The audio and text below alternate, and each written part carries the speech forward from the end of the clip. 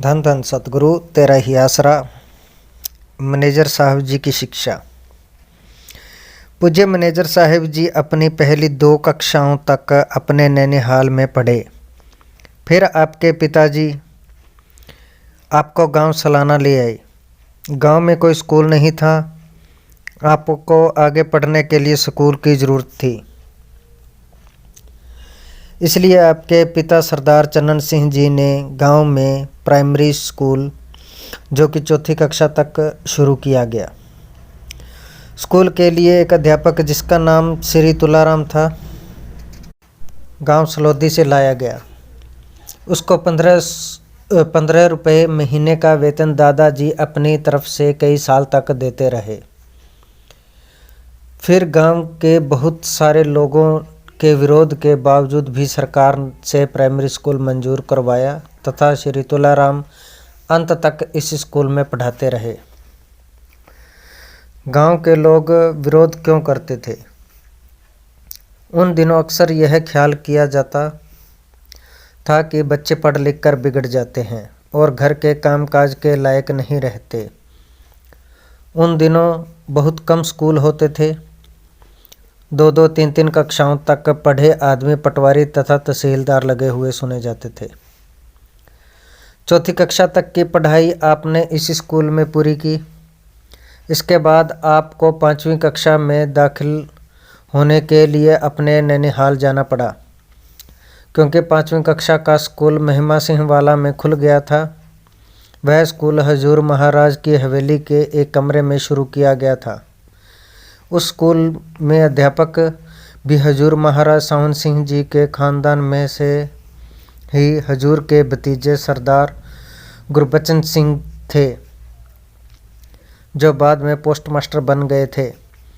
उन दिनों में खास तौर पर आपको माता किशन कौर जी धर्मपत्नी महाराज सावन सिंह जी के चरणों में रहने का मौका मिलता रहता था, क्योंकि वे महिमा सिंह वाला में रहती थी। अगली पढ़ाई। 5वीं कक्षा के बाद दादाजी आपको फिर घर ले आए और AS हाई स्कूल खन्ना में 6ठी कक्षा में दाखिल करवा दिया। इस स्कूल में आपने 10वीं कक्षा तक की पढ़ाई पूरी की। पूज्य मैनेजर साहिब जी हमें बताया करते थे कि 10वीं पास करने के बाद आपके मामा जी ने बगदाद से चिट्ठी लिखी कि आपको हजूर महाराज जी की एक राय लेकर आगे पढ़ने के लिए किसी कॉलेज में दाखिल करवा दिया जाए। आप अपने मामी जी और उनके लड़के सरदार अजायब सिंह जी के साथ डेरे ब्यास गए और हजूर महाराज जी से इस बारे में विनती की। हजूर महाराज जी ने गुस्से में फरमाया, सानू स्कूलों कालजां दा की पता, असीं तां जंगल विच बैठे हाँ।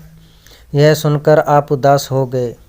अगली सुबह महाराज जी ने आपको बुलवाया और आपके दाखिले के बारे में सरदार भगत सिंह जी एडवोकेट जालंधर और प्रोफेसर जगमोहन लाल कपूरथला को फरमाया, इस लड़के नूं किसी कॉलेज विच सीट देख के दाखिल करवा दिता जावे। उसी शाम आप हजारा सिंह बाबू गज्जा सिंह का भतीजा के साथ बाहर सैर करने के लिए गए। रास्ते में एक आदमी मिला जिसकी एक टांग कटी हुई थी और उसने लकड़ी की टांग लगवाई हुई थी। वह आदमी हजारा सिंह का वाकिफ था।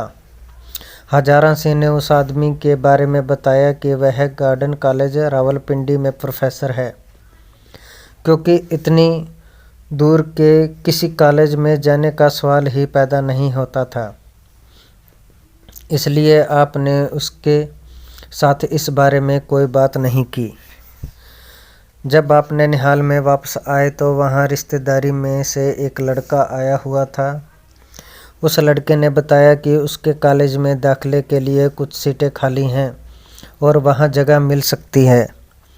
वह समय भी वहीं दाखिल था।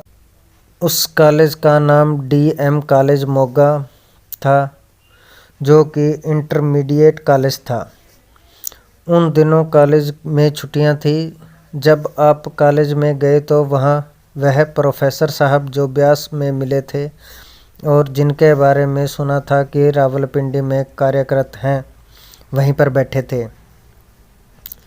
उनका नाम गोपाल दास कपूर था। आप कपूर साहब को डरते डरते मिले और सारी बात बताई। वह बहुत प्रसन्न हुए और आपको घर बुलाया। कॉलेज जाने से पहले आपने हाई स्कूल के हेडमास्टर से भी बातचीत की थी। हेडमास्टर साहब ने आपको बताया कि वहाँ उनका एक दोस्त वाइस प्रिंसिपल है, उसके पास चले जाना। हेडमास्टर साहब ने वाइस प्रिंसिपल के नाम चिट्ठी भी दी। खैर, आपको दाखिला मिल गया और वहाँ से आपने FA तक की पढ़ाई की। धन धन सतगुरु, तेरा ही आसरा।